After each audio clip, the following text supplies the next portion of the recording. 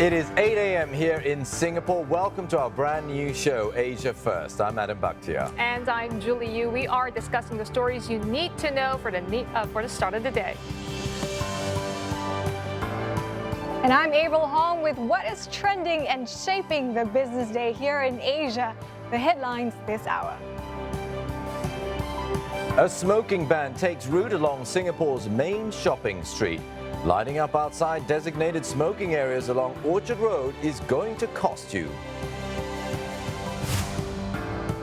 I'm Sherilyn in Orchard Road, and I'll tell you what's in store for those who flout the law.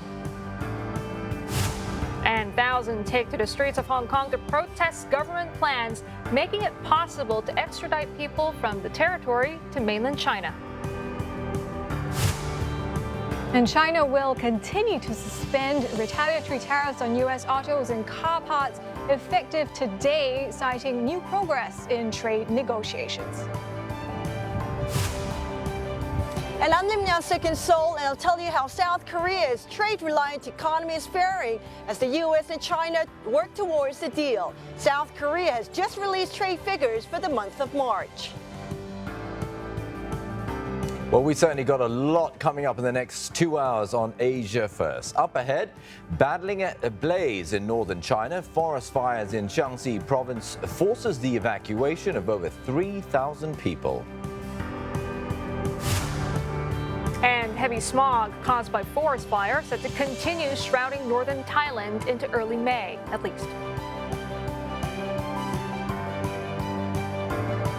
Well, one of our key stories this morning, policymakers and voters in India are grappling with online falsehoods as the country of about 1.3 billion people count down to the national polls. And that's much the same story in Indonesia, which goes to the polls in a couple of weeks, where there has been an explosion of mobile internet access. Social media giant Facebook is trying to tighten rules on political advertising. Now, as political pressure also mounts on the social media giant, the Facebook chief executive Mark Zuckerberg calling for updated internet regulations.